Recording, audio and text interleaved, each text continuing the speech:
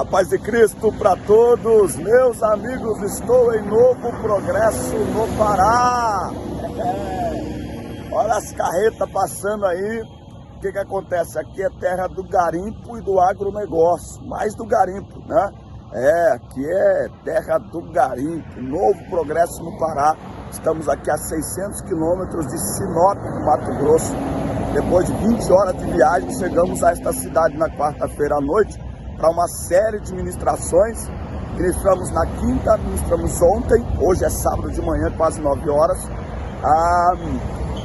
Ministramos hoje à tarde, às 3h30 da tarde, para pais e filhos.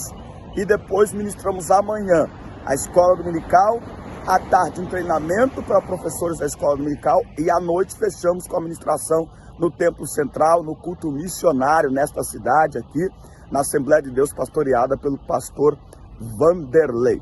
E eu estou passando aqui para dizer para vocês que, embora eu esteja longe do estúdio, nós vamos hoje reprisar os melhores momentos do Fala de Não Podcast. Trechos imperdíveis de convidados marcantes que passaram ali pela nossa mesa. Por isso, vem comigo e assista os melhores momentos do Fala de Não Podcast no próximo sábado, às 9 da manhã, dia 16. Estaremos aí de novo ao vivo com um convidado mais que especial. Bora assistir os melhores momentos do Fala de Não Podcast. Vem comigo. O pessoal sempre fala muito, é novo, é bom casar porque aí vocês constroem tudo junto. E eu concordo que muita coisa eu vou construir depois que eu casar.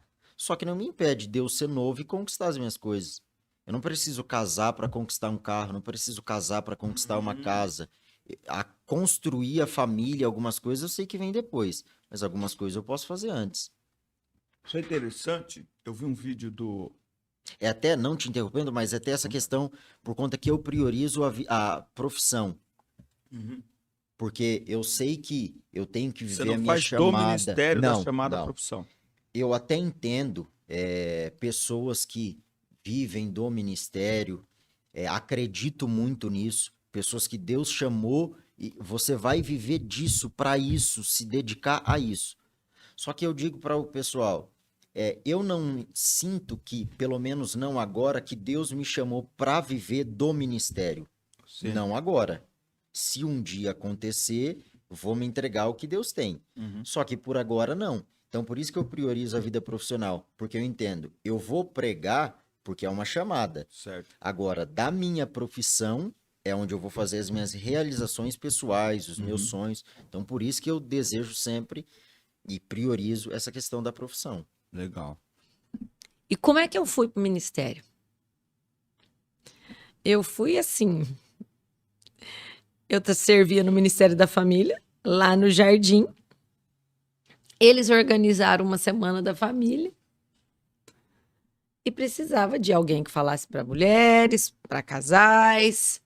E tinha alguém precisava falar para adolescente. Eis que eles olharam e decidiram que era a Keila. Eu falei, não, eu não. Isso... 2013. 2013. Fevereiro de 2013. Uhum. Falei, eu não. Eles falaram bem assim deles. Você é professora. Eu falei, mas o que tem a ver? Você é professora, você sabe falar para adolescente? Eu falei, não, uma coisa é saber dar aula.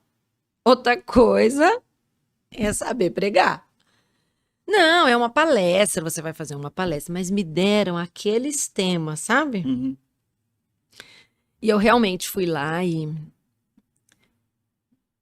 trabalhei muito. Montei slide, me sentindo da aula mesmo. E eu fui. Quando eu cheguei no Jardim, Denis, eu lembro como se fosse hoje. Que eu vi aquela igreja cheia de adolescente. Que judiação. Eu falei, coitados. Eles não sabem o que eles vão passar hoje. E meu pai foi. Isso me marcou muito. Ele foi, sabe? E ele ficou ali naquele apoio. Eu achei que era assim, começa e termina. Saí aliviada, glória a Deus, deu certo, consegui transmitir esse conteúdo. Eu Eu visualizei muito Você profissionalmente. programou tudo bonitinho. E assim, eu tenho que transmitir esse conteúdo. Claro que eu sabia da graça de Deus. Foi uma noite muito especial, assim, em termos de manifestação do Espírito Santo. Mas eu pedi para os pastores irem. Então, quando nós passamos a orar, todos eles trabalharam junto. Uhum. E eu fui embora para casa assim, uau, acabou. E aí não acabou nunca mais. Irmão, Então é isso que eu, assim, até quero dar uma dica aí, uma mensagem para toda a liderança. É o seguinte, hoje eu tenho visto meu chamado ser abençoado, aquela coisa toda, chamar de Deus na minha vida sendo abençoado. Por quê?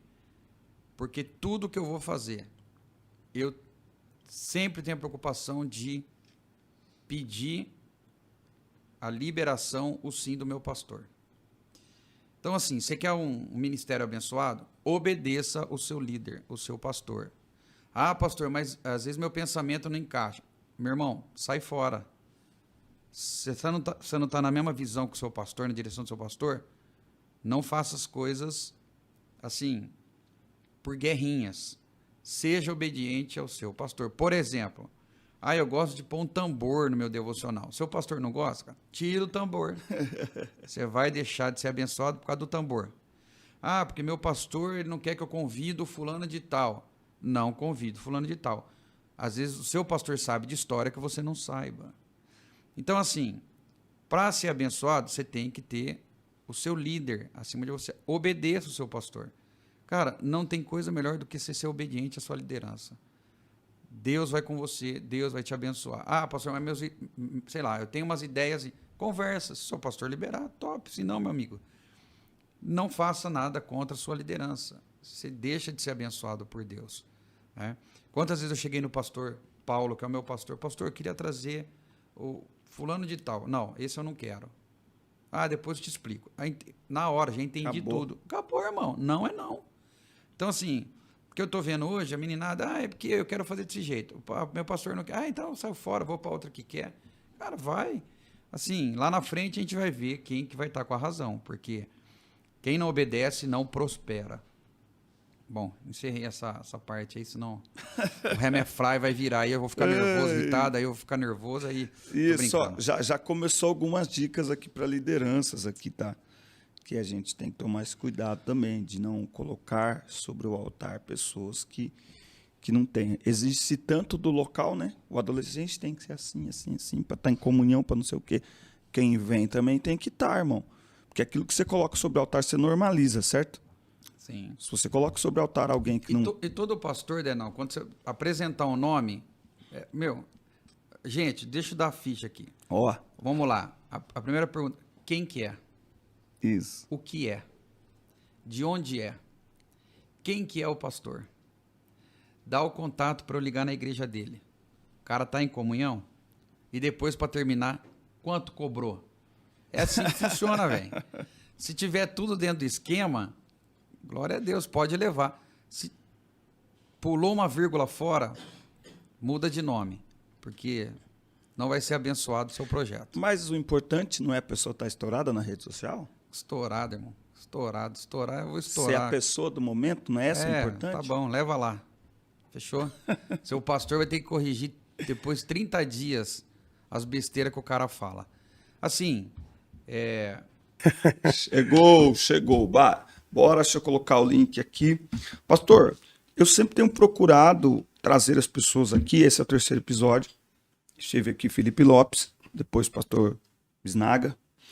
E o senhor, a gente tem visto o senhor ultimamente ainda mais, né? Sempre ativo nas redes sociais, sempre postando vídeos, sempre pregando, viajando. Mas eu gosto de começar a história um pouquinho. Então, quem é o pastor João Paulo Cruz? Conta um pouquinho do passado, lá da atrás. história. Eu tenho uma origem no Paraná, né? Sou paranaense de origem, vim do interior do Paraná. Eu fui criado numa pequena cidadezinha, eu costumo brincar por onde eu passo pregando, uma grande megalópole de 1.000 habitantes no interior do Paraná, uma cidadezinha por nome de Herculândia, e de lá sai o pastor João Paulo Cruz. Trabalhei desde muito cedo na lavoura, meus pais trabalhavam no arroz. Então, com 13 anos de idade, o Senhor me tira do Paraná e me traz para a Americana, aonde eu comecei a viver todo um processo de mudanças radicais, né? Mas só para entender, família crente? A minha mãe, sim, uma mulher crente de oração, criou os filhos na igreja, mas meu pai, depois até vou falar um pouquinho mais à frente, meu pai acabou recebendo a Jesus o ano passado. Olha só. Aquele processo pandêmico, a minha mãe ficou muito mal, e através de uma cura que o Senhor desenvolveu na vida da minha mãe, meu pai recebeu a Jesus como Salvador, e eu tive a alegria de batizar o meu pai. Rapaz, Foi um privilégio. eles moram lá. Moram lá no Paraná, Que até legal. hoje. Então a gente veio para Americana e todo aquele processo de mudança, cultura, cidade maior. E aqui em Americana eu comecei a vivenciar essa questão de um despertamento para o ministério, né? Aos 15 anos de idade, o Senhor Jesus me chamou, aí eu já estava em Americana, e aí vivi todo esse processo ministerial em Americana, fui gerado para o ministério na igreja de Americana com o saudoso pastor Antônio Munhoz. Fui consagrado pastor muito cedo, comecei a pastorear com 22 para 23 anos de idade, tive experiência na obra missionária, enfim. Então aí começou toda a minha história na igreja de Americana, mas a minha origem é do Paraná, sou paranaense do pé vermelho. Bênção do céu. O interessante é que a gente sabe que eu sei o que sai de dentro para fora. Quer dizer, o que sai de dentro para fora eu sei, que é o dom que Deus me deu. Aham. Mas o fruto vem de fora para dentro, É. né? O fruto que você faz nasce lá e você colhe. Eu tenho uma experiência muito triste, cara. Uma vez eu fui cantar num lugar que eu não vou falar onde é, lógico, né? Porque quem me buscou falou: te pego aqui 7h30. Eu falei: que hora começa o culto? 7 horas. Cara, eu queria chegar cedo, chegar umas 15 para 7 para ligar o violão, passar o som. Não. Chega às 7h30.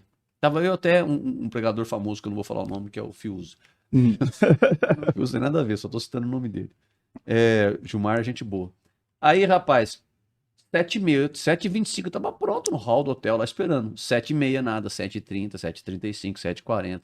8 horas, o Fiuza desceu. E aí, mano, o que você tá fazendo aqui? O cara falou que ia te pegar 7h30, eu 8 horas. Falei, cara, então, né, meu, que liderança esquisita, né? Tem uns caras que acham assim que você tem que chegar na igreja quando o culto começa. Aí os irmãos olham pra gente e falam assim: anda lá, o cantor que tá chegando. Só pra cantar. Mas é a liderança que pediu. Assim. Olha aí. Às vezes. Cara, eu já cantei em congresso que o cara perguntou pra mim o que eu vou cantar e o que eu podia cantar ou não. Olha só. E eu não tenho vontade de voltar mais lá nunca. E é um congresso famoso, mano. Famoso. Todo mundo sonha em cantar lá. Fizeram um teste, me levaram no pré. Eu já falei: tomara que não me aprovem. Cara, eu tô liberto coisa, disso, né, brother. mano? Aí quando eu Que cheguei na coisa. igreja, nessa igreja que o irmão me buscou, o pastor pegou o microfone e falou assim: olha aí, por isso que eu não gosto de cantor a hora que tá chegando. Tô falando mal de pastor, não. Esse camarada falou isso. Mas eu já tava rodado. O que eu fiz? Baixei a cabeça, ajoelhei no púlpito. O líder perguntou pro pastor: quantos hinos o cantor canta? Um hino só, né, meu filho? Olha a hora que ele chega. Olha E eu isso. tô ouvindo. Fiquei quietinho e tal. Aí me chamou pra cantar. Peguei o violão, fiz assim: sempre que leio a história. A igreja, né, gostou, amém. Sentei, acabou o culto. Fiuza pregou, foi uma benção. Cara, acabou o culto, vamos jantar. Eu sou liso, né? Falei: não, vou pro hotel, preciso descansar um pouco. Baixaram a mesa, fui pro hotel. Domingo de manhã tinha culto. Liguei para um amigo meu da região: mano, me leva pro culto amanhã cedo. Porque o cara já falou que ia me buscar 10 horas da manhã, o culto começava De novo. De novo. E eu tentei falar com o cara assim, meio aqueles líderes assim que, né, se acham. Primeira coisa, líder tem que ter uma equipe, né? Ele não tinha nenhuma equipe, ele era o cara. Cheguei no culto, quando o pastor chegou, eu já tava orando no púlpito. Aí tava mais felizinho. Orei, cantei lá uns 20 minutos. Fomos almoçar na chácara do irmão. Cara, aí no meio da chácara, o pastor levantou e falou assim: eu queria pedir perdão pro cantor, porque ontem eu não sabia que era esse meu líder aqui que falou que ia te buscar atrasado. E falou e pediu perdão. Eu, muito assim, usando a sabedoria que Deus me deu, falei: pastor, o senhor tá perdoado, só que o senhor tem que falar lá na igreja. Daquele jeito, né?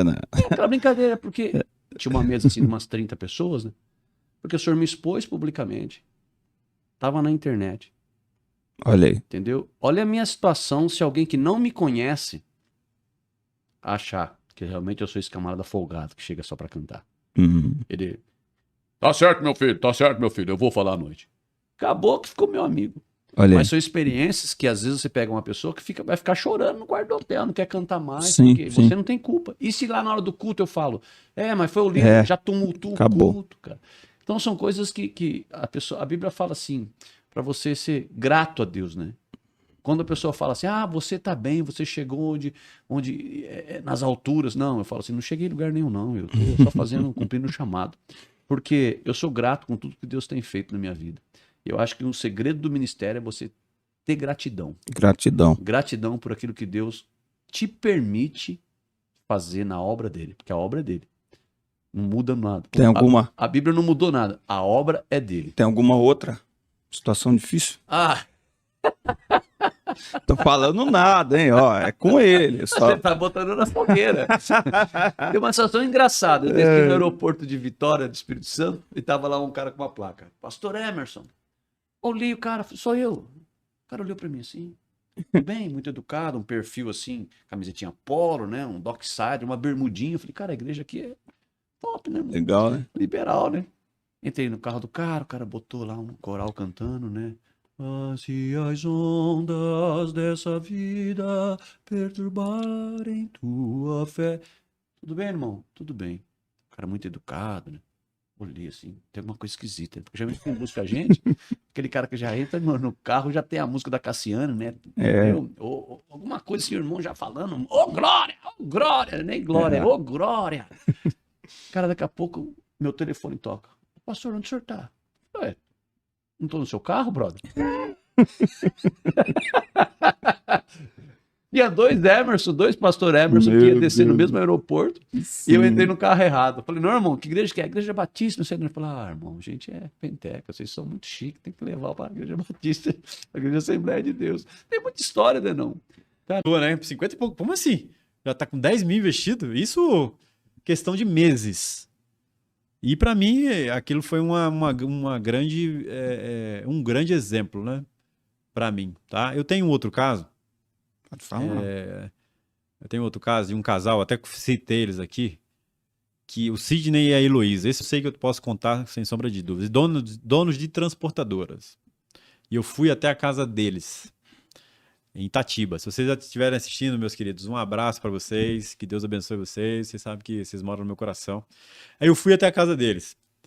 Eles tinham uma empresa e a empresa estava quebrando. Não sabia para onde ir dinheiro. A esposa brigada com o marido. Eu cheguei lá. Ela não queria que eu estivesse lá. Ela odiou que eu estava ali. Ela falou, pra que esse garoto vem aqui me ensinar sobre dinheiro? Né? Tipo, dono de transportadora da Leroy Merlin, transportadora do Carrefour, uma empresa grande. E eles faziam o controle financeiro deles num papel de um caderno. Olha só. Saía da entrada e gastava, recebia muito dinheiro, torrava o dinheiro, nunca tinha nada. Mais de 1 milhão em dívida. Meu Deus. Dinheiro grande em dívida. E a gente começou a trabalhar ali. E, para resumir a história, a gente conseguiu quitar todas as dívidas. Esse homem se transformou em investidor de terreno. Na época a gente investia mais em terreno, né? E começou a investir em terreno, construiu casa, entendeu? Então, assim, deu uma reviravolta muito grande. Eles reataram o casamento deles, eles vivem bem. A empresa quitou todas as dívidas, né? Ele comprou carreta. Na pandemia, estava comprando carreta. Cara. Uma carreta custa 650 mil. Tudo por conta de uma ferramenta muito simples, que é a gestão financeira, que é a organização financeira. É você dar nome aos bois, é você cortar gastos, é você procurar negociar a sua dívida, é dar importância para o assunto. E a gente volta lá no começo, quando você perguntou assim, por que a escola não você acha importante, alguma coisa assim da escola, né? Deveria ser matéria obrigatória, meu irmão. Desde da criancinha lá de 3, 4 anos, né? Que consegue ter uma noção do gasto, de que, por exemplo, meu filho Isaac, né? Glória de Deus, né? Que benção. O chamado, a vocação, né? Quantos anos já dirigindo igreja? Vai para 30 anos dirigindo igreja. Mas como começou? Já liderou jovens? Sim, na realidade, quando na Boa Esperança adolescente, eu entrei na área da música. Pastor Eliezer Freitas, né? Pastor que a gente tem grande estima, né? Sim. Ele foi um dos meus professores na época. Eliezer, Caelcio era solteiro ainda, hein? Olha só. também o Gersi Silva Nunes, que é o filho do pastor Gersi, o Juninho, né? Foi meu professor na época. E eu tocava trombone, né? Na época, lá na Boa Esperança. Depois de 6 anos, meus pais mudam para a região aqui do Parque Santa Bárbara, Anchieta. Foi aonde que eu aprendi a tocar o acordeon, né?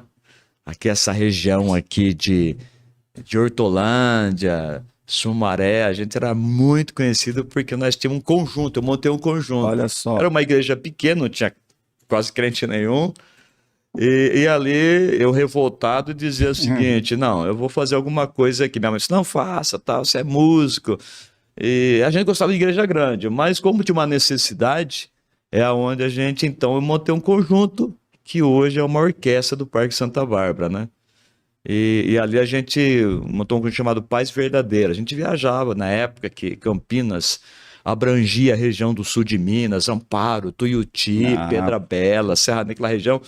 A gente tocamos, né, em muitas regiões aí. Pastor Aloysio, né, que estava na Argentina. Então tem muita história. A história é muito longa. Mas começou aí.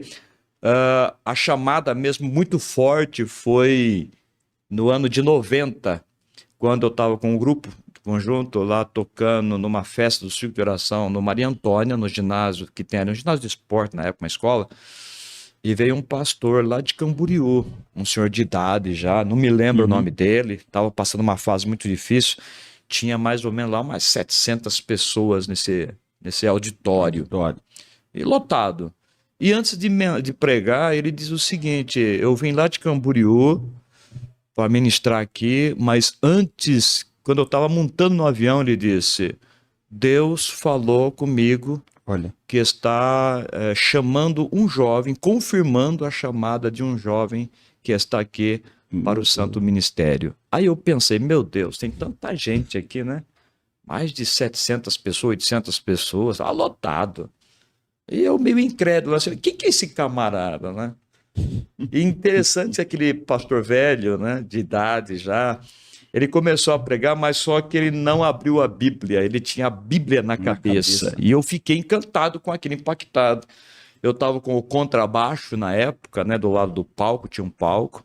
Ele pregou e o fogo caindo, aquela coisa gostosa e tal. De repente, quando ele acabou de pregar, uns 30, 40 minutos, e o Deus derramando graça, poder, aquela coisa, ele desce do púlpito e diz, é agora que Deus vai falar com este jovem. Eu fiquei curioso, né? Você sabe, a maioria dos músicos, não sei hoje, mas vai pra igreja, vai pra tocar, vai pra... A gente foi para tocar, a gente não foi lá para pensar, mas quem que é esse camarada que Deus vai usar? Eu quero ver.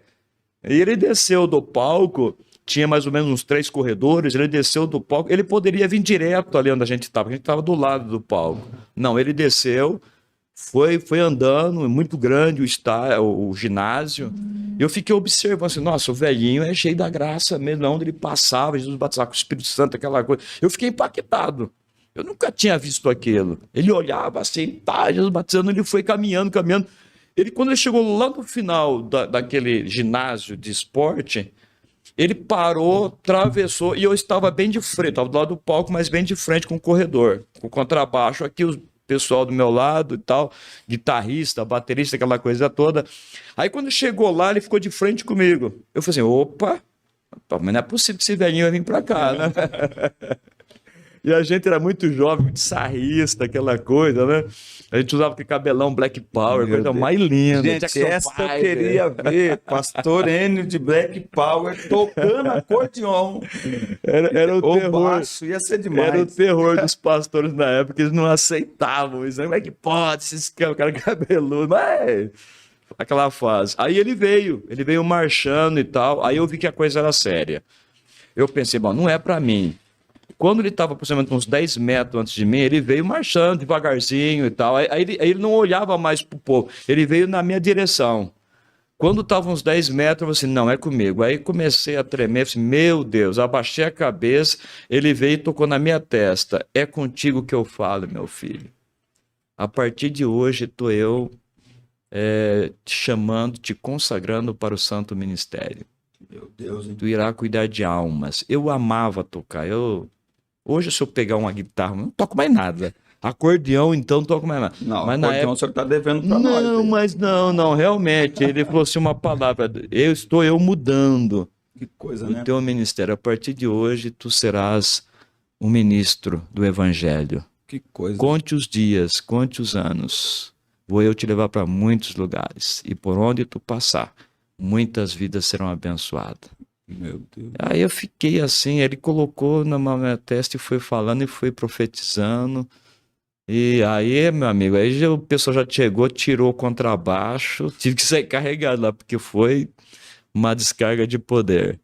Eu nunca mais vi esse pastor, não sei o nome dele, mas foi algo impactante. 6 meses depois eu estava sendo separado para o diaconato da igreja. Aí não parou mais. Entendeu? Então, assim, uma chamada muito, muito forte, né? Às vezes, agora eu parei, mas já fui para pregar em Goiás, Rondônia. Quando me encontrava lá, eu me lembrava desse velhinho e a chamada de Deus na minha vida, né? Então, foi algo assim, não é algo que eu planejei, que eu queria, que eu corri atrás. Não. Foi algo divino, porque eu sempre lutei contra isso. Não de não aceitar o chamado, mas por ver o sofrimento, né, do meu avô, que era pastor, tal, assim, não, eu não quero isso para mim. Entendeu? Eu sabia que era sofrimento, mas não é o querer, é o chamado. Né? Geralmente, quando a gente fala que não quer, né? Ah, não tem como, né? Pastor, eu tenho procurado a história por trás da personalidade. Quem é pessoas que admiramos. E gostaria que o senhor contasse um pouquinho para nós, sei lá, da sua juventude, onde que tudo começa aí na vida do pastor Aloísio. Ok. Pastor Aloísio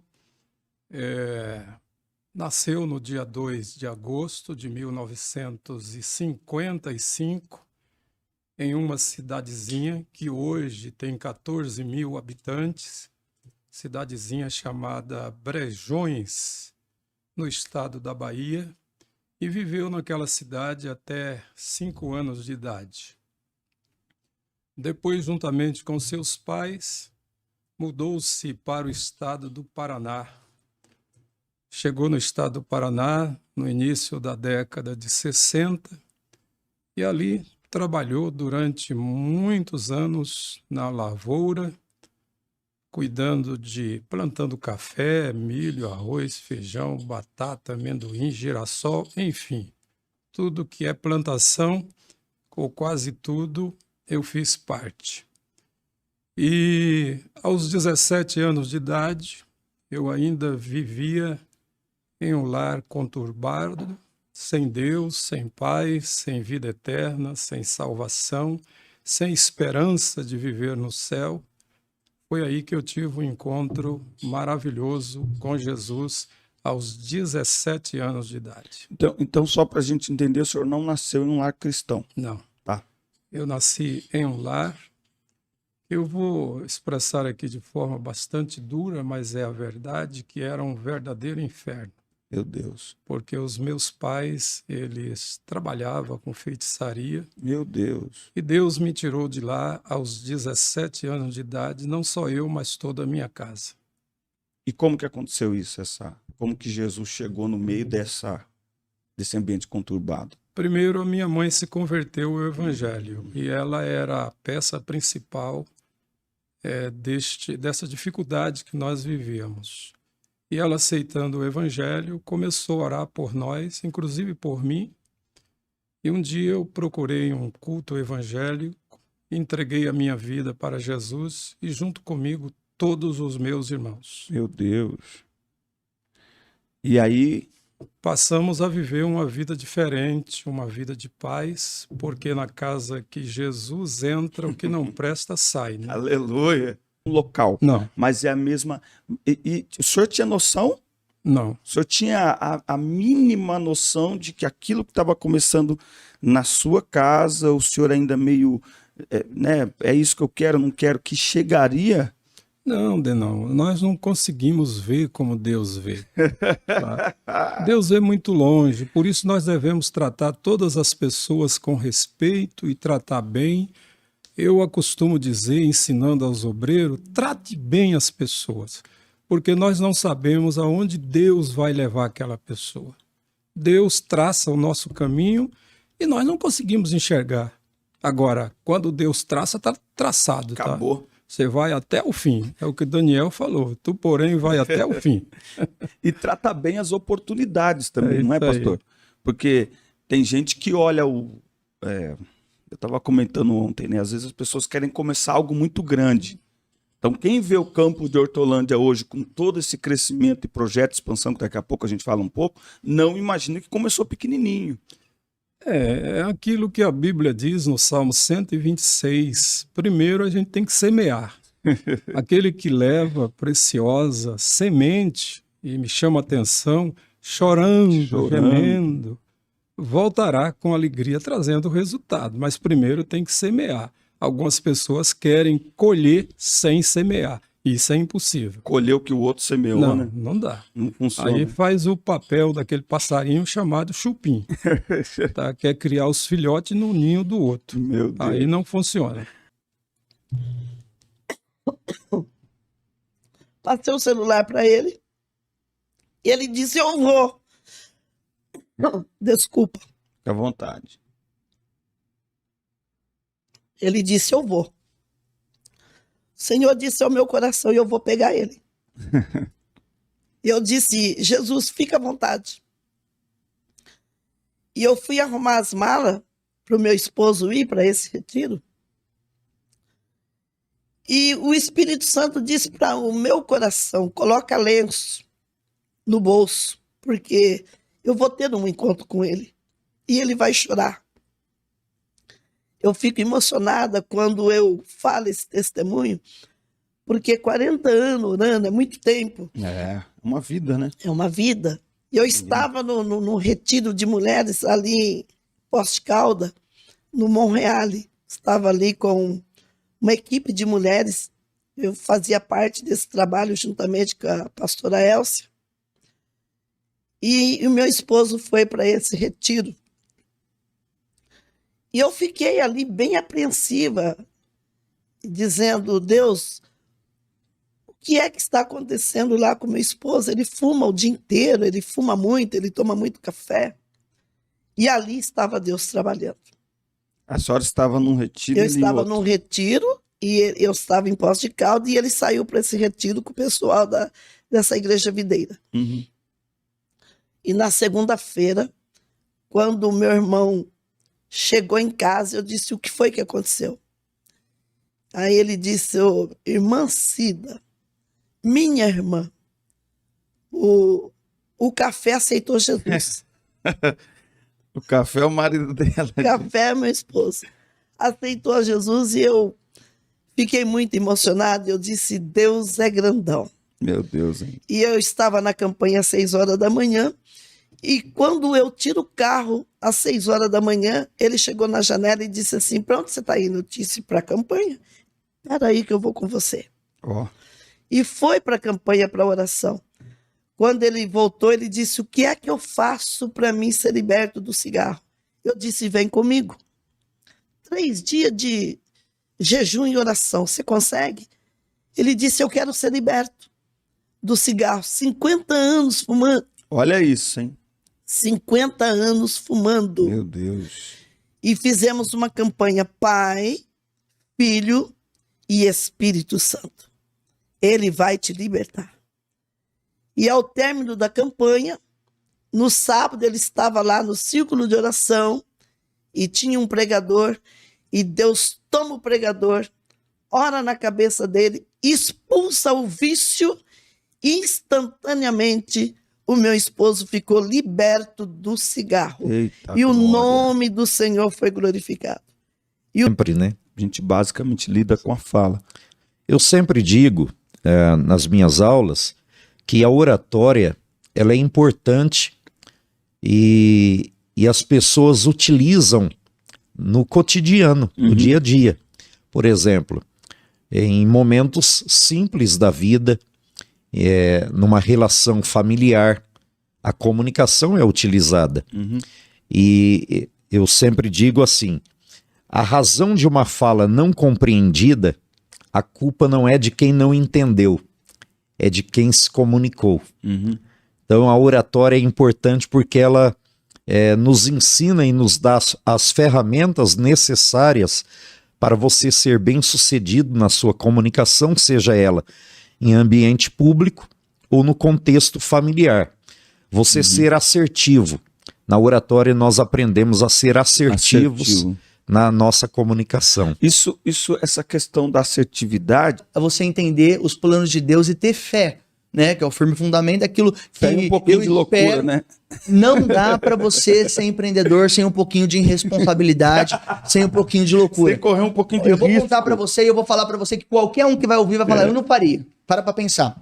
A unidade, teoricamente, tinha 800 alunos, conforme eles tinham vendido para nós, a unidade já tem 800 alunos, tá? Como que vai funcionar a venda? Nós vamos pagar um valor X e todo o valor daqueles 800 alunos, que depois nós fomos ver que era menos de 500 que tinha, porque o sistema tinha que ser alimentado, o cancelamento, enfim. Todos esses clientes já recebemos. Eles já pagaram para nós no cartão e a gente já antecipou. Qual que é o trabalho de vocês? Administrar todos os alunos que já estão na academia e viver dos novos que vão entrar. Então, eu e o Júlio, nós pegamos o valor da nossa vida, o dinheiro que a gente tinha e investimos na academia. Dia 1º de novembro de 2016, tá eu e o Júlio dentro de uma academia. Eu tinha o know-how de venda de equipamentos, eu tinha o know-how de montagem, de layout e zero gestão. O Júlio já tinha um pouco mais de layout, de noção de gestão, pois foi gerente de Casa Bahia há muito tempo. E daí nós começamos o trabalho. Como eu disse para você empreender, você tem que ser um pouco maluquinho. Você tem que ser um pouco, não vou dizer irresponsável, mas ousado, vamos dizer assim, de acreditar no impossível, né? Então, o que acontece? Nós chegamos no dia 1º de novembro de 2016 com um monte de aluno para administrar e contando com quem entrar. E daí começou o trabalho. Não tem como você prosperar sem você trabalhar. A pessoa quer começar hoje e ela já quer amanhã já ter o salário para poder pagar o aluguel, para poder pagar o salário dele, para poder pagar todo mundo. No primeiro ano, eu e o Júlio não colocamos nenhum centavo no bolso, mas nenhum centavo mesmo. O Júlio abria a academia às 6 horas da manhã, todos os dias. Ficava até as 2 horas da tarde, quando não ficava até a noite. Eu chegava umas 9h30, 10 horas da manhã, ficava até as 10 da noite. E fomos assim no primeiro ano, sem ganhar um centavo, nenhum centavo. E trabalhando. Plantando, semeando. Plantando bastante. Para você ter uma ideia, nós mudamos no dia 1º de novembro, como eu disse, e eu passei o Natal inteiro e o Ano Novo inteiro, que era o período que a gente conseguiu fechar a academia, fazendo a reforma dela. Então, assim, eu olho hoje para trás e assim, tudo que eu faço tem que ter sangue e suor, literalmente. Porque se eu não me cortasse, não cair sangue por onde eu tô fazendo, não é eu. E tudo que a gente faz é isso. É uma coisa muito interessante que o gestor, você que quer empreender, você tem que saber de tudo. Você tem que aprender. Assim como que ser pastor, eu não tive um curso para ser pastor, eu comecei pastoreando e os problemas veio, eu fui aprendendo com o avião no alto, trocando a asa do avião, foi assim no empreendedorismo também, porque a gente ia aprendendo, apanhando no dia a dia, se adaptando no dia a dia. Eu não era o mais forte, eu não era o melhor ainda, mas eu precisei ser diferente. Como que eu era diferente? O place hoje do mercado era low cost, paga barato para aluguel de máquina, ou premium, você paga acima de R$400 para ter atendimento.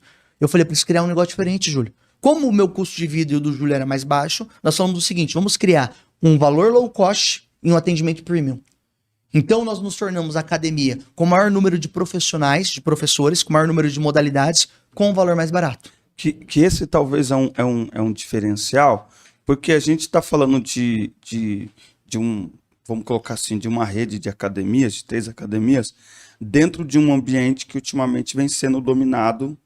Crescendo a cada dia. Então, mas dentro de um ambiente que vem sendo dominado por quem tem, sei lá, 100 unidades. Sim. 50 unidades na cidade, mas tem um diferencial por experiência, né? Que você entra numa academia onde tem um aplicativo que você baixa lá e acabou. Você tem um atendimento...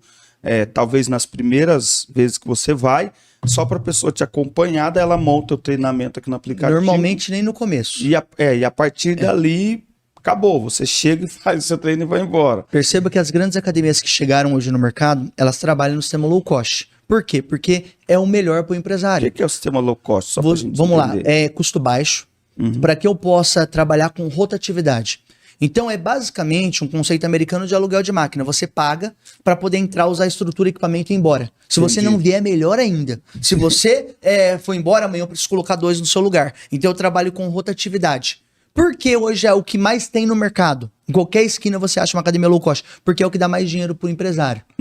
Por exemplo, Denão, você vai entender. Hoje um empresário do ramo fitness, se ele não investir 1 milhão, 1,5 milhão numa academia e não colocar pelo menos 2,5% hoje no bolso, ele não abre, ele deixa dinheiro no banco.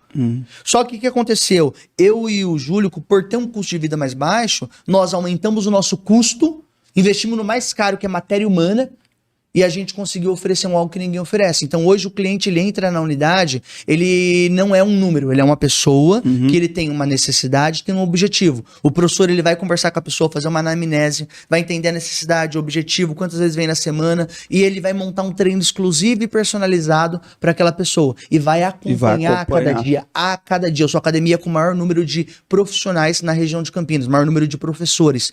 E, mas como que o aluno vai saber? Eu ofereço de graça avaliação física a cada 2 meses, para que ele possa comparar o resultado e ele verificar, olha, teve um resultado aqui, teve aqui, olha, não deu aqui, vamos dar mais ênfase nesse músculo? Então, o que acontece? Eu comecei a mostrar resultados. Porque hoje o que a academia tá trazendo para o mercado é algo informal, algo robótico. Você chega com a digital, você entra na academia, não tem atendimento, o treino é um treino pronto de gaveta, você não quer saber qual a sua necessidade, qual o seu objetivo, porque hoje é o mais barato. E a gente conseguiu melhorar e ser diferente nisso. Atendendo com uma estrutura bacana, hoje nós temos na unidade do Chapadão mais de 1.500 metros, contando com a piscina, com uma quantidade de mais de 30 aulas semanais, onde eu tenho jiu-jitsu, muay thai, capoeira, eu tenho zumba, fit dance, tenho spinning, tenho cross funcional e diversas outras modalidades, jump, pump, dentro de uma modalidade só, dentro de um preço só. Então nós conseguimos oferecer hoje algo que ninguém oferece. Por esse motivo eu acho que a academia se destacou. As 3 unidades são unidades nossas. E se eu puder falar para você que o empreendedorismo tem muito, mas muito a ver com fé, está ligado com os planos de Deus para as nossas vidas, não tem como fugir, Denão. A gente volta para a mesma coisa. Porque a primeira unidade teve a mão de Deus. A segunda, muito mais ainda. A terceira, Denão, você conseguiu comprar uma unidade basicamente com a palavra. E com crédito, por ser bons pagadores. Então, assim, você vê a mão de Deus em tudo que nós fazemos. Não tem como você falar de empreendedorismo sem utilizar a fé. Verdade você tem que mudar um pouco a sua cabeça. Mentalidade, né? Ainda como empresário, eu ainda tinha a síndrome de pobre. Então, o que eu fiz? Aumentei o salário, aumentei meu custo de vida. Aumentei mais um pouquinho do salário, aumentei mais um pouco do custo de vida. Então, fui começando realizações, porque eu tô vivendo para poder viver meus sonhos. E daí você acha que porque você tem sonhos e está conseguindo prosperar um pouco mais, você tem que realizar os sonhos hoje. Então, meu sonho era comprar uma X35 nova. Fui lá, tirei 0, branco, pérola, coisa mais linda. Gastava mais com o carro do que com a minha família. Porque tinha a parcela, tinha o seguro, tinha o combustível. E pra mim tava ótimo, porque acabava o mês. Acabava o dinheiro, mas as contas estavam pagas. Chegou a pandemia.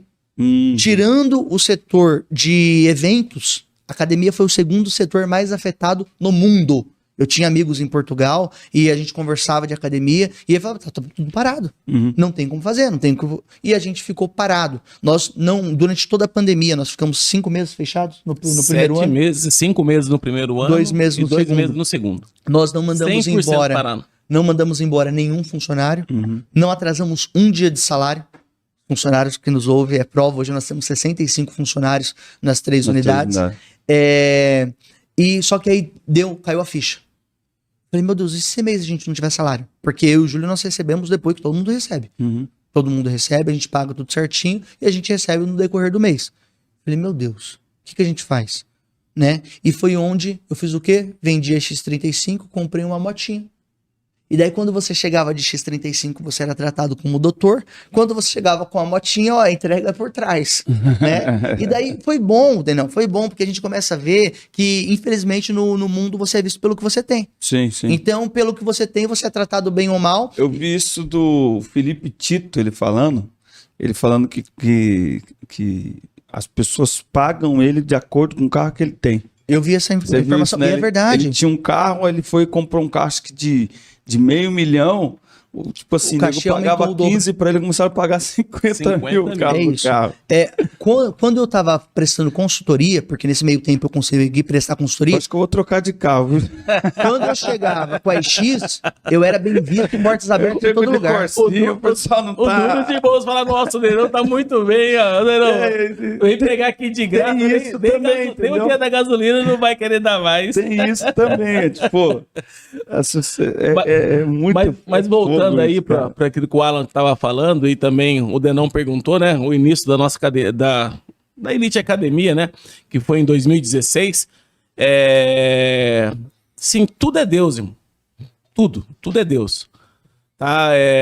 Quando ele fez a proposta, né? Falou para mim, olha, Júlio, apareceu uma oportunidade e nós conversamos ali com os antigos proprietários e eles fez a venda para nós também com um contrato de gaveta. Então, interessante, se Deus não está no negócio, não tem como você entrar num ramo desse. Não, é um ramo muito competitivo, é um ramo de pessoas muito ricas, né, para estar entrando num negócio desse. E nós não tínhamos nada, né? Nós tínhamos ali alguns trocados ali guardados, eu e o Alan, que nós trabalhamos bastante. Trabalhei 14 anos na Casa Bahia, fui 9 anos gerente, 5 anos vendedor. E o dinheiro que a gente ofereceu e os antigos proprietários parcelou para nós, né, não? De boca, um contrato de gaveta. Então, assim, para você conseguir comprar algo com um contrato de gaveta hoje é praticamente impossível, ninguém faz. Você tem que ir no banco, pagar uns juros altos, pegar um empréstimo e comprar ou à vista, né, ou parcelado, mas é com o banco. A pessoa não vai fazer, vai falar, não, Denão, ó, vende o seu carro para mim aqui, eu vou te pagando mês a mês para você aqui, e a gente faz um contratinho de gaveta, ninguém faz isso, Denão. Né? E nem no meio evangélico não faz isso. Mas aqueles antigos proprietários ali, eles confiaram na gente, viram o nosso, é lógico, né, que a gente era evangélico também, somos evangélicos, né? Eles viram isso e ofereceram para nós o parcelamento. E nós colocamos ali na balança e falamos, vamos comprar. Falei, Alan, vai dar certo, Alan? Porque eu não tenho plano B, só tenho esse plano só. Ele falou, Júlio, tudo indica que sim. Né? Então eu confiei muito no Alan, né? E hoje nós estamos aí há 7 anos juntos. Né, essa unidade do Chapadão vai fazer 7 anos agora, em novembro de 2023, 7 anos. E pela misericórdia de Deus, né, com muito trabalho, muita dedicação, nós ficamos ali o primeiro ano, conforme o Alan que falou, né, a gente ficou ali sem tirar R$1 do nosso salário, de nada, e reinvestimos tudo que nós ganhamos ali na academia, dando atendimento, aumentando a quantidade de funcionários, né? Tinha pouco funcionário ali, a gente praticamente colocou 4 vezes mais quantidade de pessoas ali. Vocês foram na contramão do... Fomos na contramão do mercado deles. Assim, eu particularmente acho estranho. Você entra num lugar, parece... Só vê parede, né? Tem uma pessoa ali na porta para ti... Só levantar, pra ver que tá entrando. Só para levantar a mão, né? E aí o Alan fez essa proposta, graças a Deus, até hoje deu certo, tem dado certo. É óbvio que se não fosse as mãos de Deus, né?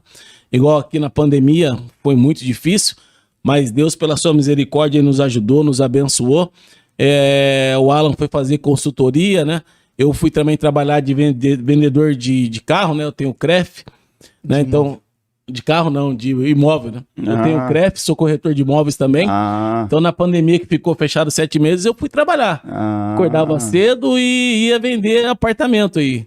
Ia nos lugares aí. A veia do vendedor continua. A veia do vendedor continua, porque o sustento precisa vir, né, Denão? Então, assim, é que muitas pessoas hoje querem ter algo, mas não querem se esforçar. Né? A Bíblia diz, esforça-te tem de bom ânimo. Né? Para outras pessoas. Porque é o culto que a igreja vem para ouvir o pastor. Então, no final do irmão dá uma saudação e tal, e aí a gente convida o irmão para outra oportunidade. Porque é justamente isso que você está falando. Como que um pastor pode liderar a igreja se... E eu não tenho crítica, eu estou falando do meu caso. Sim. O que eu acho que tem que ser. E o que eu vivo na prática. Porque se eu trago fulano, Beltrano, Ciclano, Beltrano. O povo aprende tanto isso que daqui a pouco o povo só quer. E quando você não traz novidade, o povo não gosta. Então o povo tem que... Nós não comemos arroz e feijão todo dia?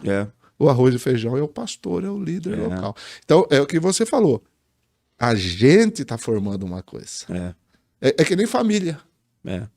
Para falar de família, tem que fazer o povo rir, contar piada, fazer umas coisas, umas palavras meio chulas. Então aí tá em sucesso. Então é a pessoa que fala para a família. Porque hoje família também virou uma coisa dentro das igrejas, né? Parece que é mais que Deus a família. A família é importante.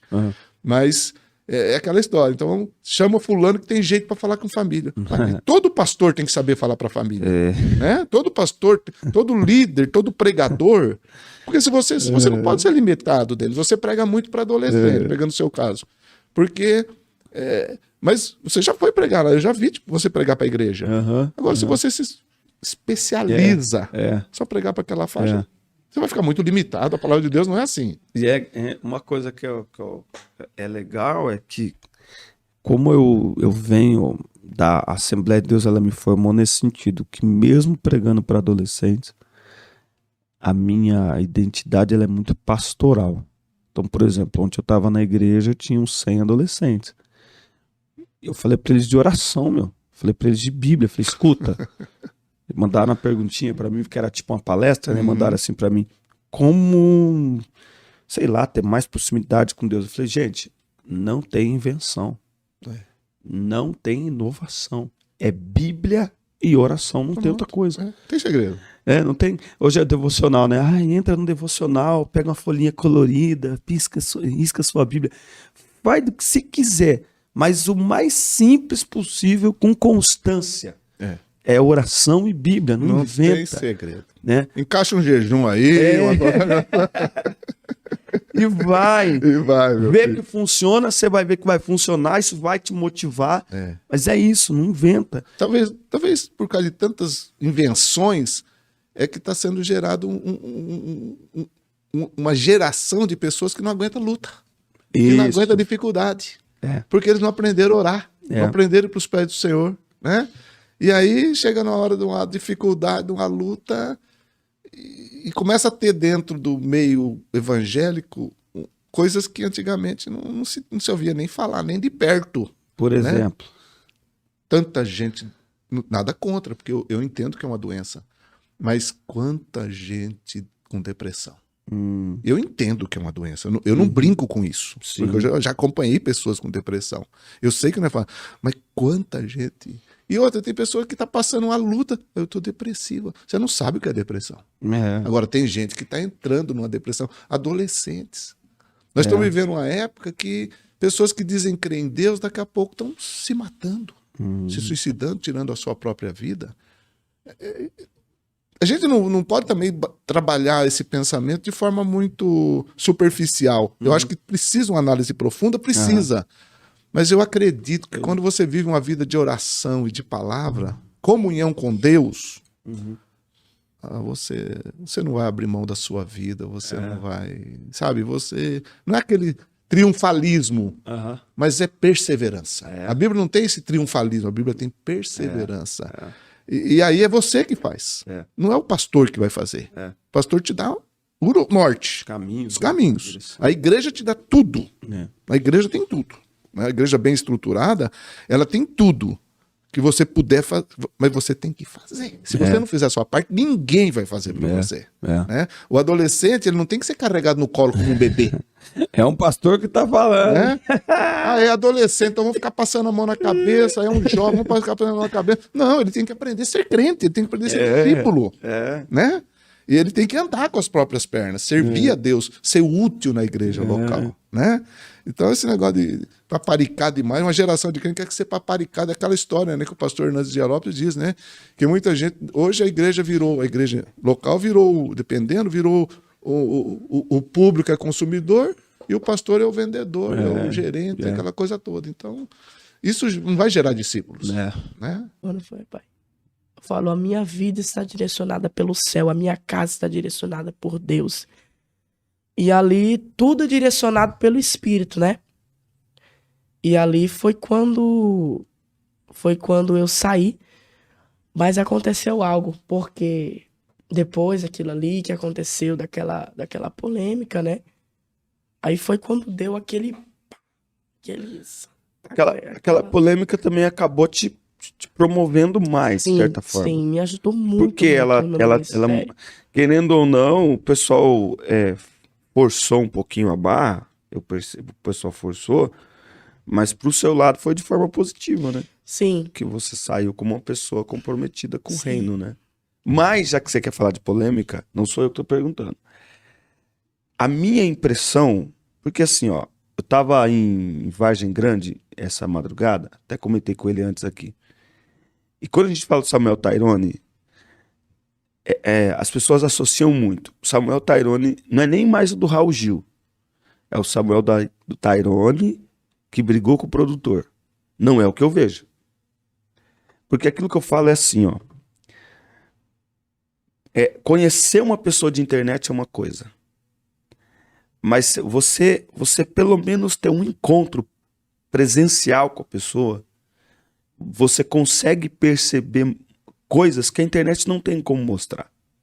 Então, eu vi o Samuel cantar no nosso congresso aqui na sede, eu estive numa agenda, o Samuel tava, aí nas conversas que eu tive com a sua mãe. Então, quando eu olho lá, menino não sei o que, com produtor, não. O Samuel não cantou um hino para responder ao produtor, não. As pessoas podem ter visto isso, não foi o que eu vi e não é o que eu acho que você fez. Eu acho que você apresentou aquele louvor porque já tinha que apresentar. Sim. E alguns sempre ficam na dúvida, né? Você fala, você cantou um dia depois, mas Tem isso também, né? Sim, o pessoal fala que tem gente que fica com dúvida. Samuel, você cantou no dia depois que ele deu aquela opinião? Foi 6 meses depois. 6 meses depois. Então, foi totalmente diferente. E quem escolheu esse hino foi a minha mãe. Uhum. Que é um hino, inclusive, que tem a ver com o seu, vamos dizer assim, o seu estilo musical, né? Se fosse assim, tipo, o Samuel tava cantando worship e aí do nada ele me aparece com um pentecostalzão. Mas não, o hino tem a ver com o estilo que você veio cantando o programa todo.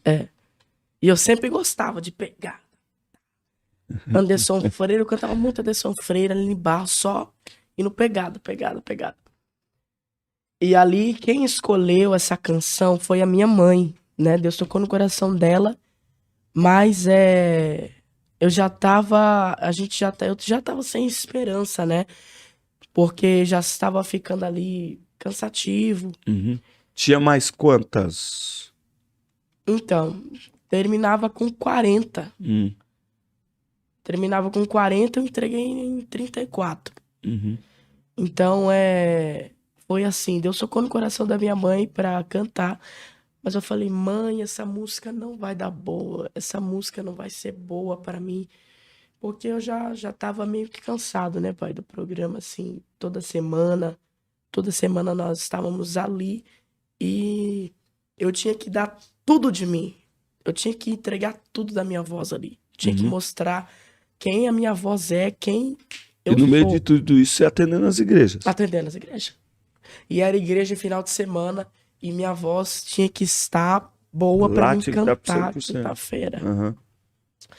E ali foi quando Deus tocou no meu coração, Deus tocou no coração da minha mãe pra cantar o Fidelidade. Uhum. E aí eu falei, mãe, não vai dar certo, não vai dar certo, eu vou ser eliminado. E aí, toda vez eu falo, voz de mãe é voz de Deus. Se ela falou, tá falado. E aí foi quando ela falou, canta essa música, filho. E aí foi quando eu cantei ela, mas eu não sabia ainda que ia acontecer tudo isso. No dia que eu cantei, eu fiquei em terceiro lugar. No dia que cantou. Eu fiquei com 26,5 de 30. E eu desesperado, eu falei, mãe, eu falei pra senhora que assim não ia dar bom. Eu falei pra senhora que eu ia quase... Aí eu fui eliminado. Aí foi quando ela falou, calma, filho, calma. Deus falou no meu coração, então calma. Foi quando passou o tempo, porque a gente não sabia que ia acontecer tudo isso, né? Foi do nada. Foi a primeira aquela que ele deu Ele deu a opinião. Depois disso, passou 6 meses. Normal, o pessoal tava assistindo aquela opinião ainda. Sim. Só que depois que eu cantei Fidelidade, acho que passou uma semana, não foi, pai? Uma semana que já... Através, o pessoal fala muito que viu no TikTok. Sim, sim. Ai, você é aquele menino do TikTok lá da página tal, músicas gospel. Porque... Cristofoca, alguma coisa assim, essas páginas de... o Chico Gospel, por aí. Aí o pessoal sempre me reconhece por causa de uma polêmica.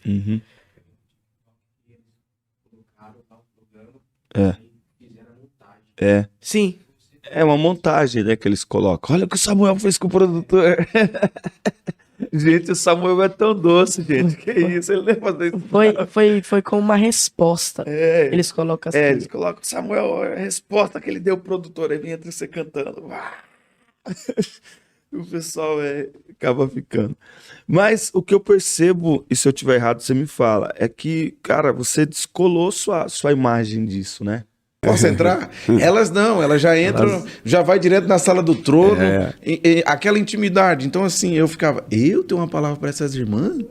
Misericórdia, coitada delas. Aí pegava a Bíblia, eu lembro até hoje, tremendo às vezes, mas assim, a graça de Deus, aí a gente foi, enfim, se hoje eu falo para meia dúzia de pessoas, começou falando essas palavras a essas irmãs. Então, gente, vocês estão ouvindo a gente aí? Vocês sabem, né? Vocês conhecem a gente, vê a gente pregando. Uma das coisas que eu amo pregar é justamente sobre isso. Oração. Oração. Eu acho que essa é a base de tudo, Denão. Oração e oportunidade, né? Tem gente reclamando, não tem oportunidade. Vai pra consagração na sua igreja que você vai ter. Vai, eu duvido você ir pra consagração na sua igreja, aquela oração da manhã, aquela tarde da bênção, duvido você chegar lá, você não... Pode preparar a palavra, irmão. Pode preparar um louvor que vai ter oportunidade. O único problema é que a meninada quer oportunidade, mas na verdade não quer orar primeiro, porque vai ter que orar pra depois pregar. E também não quer falar, às vezes, pra meia dúzia de irmãs, porque não vê importância.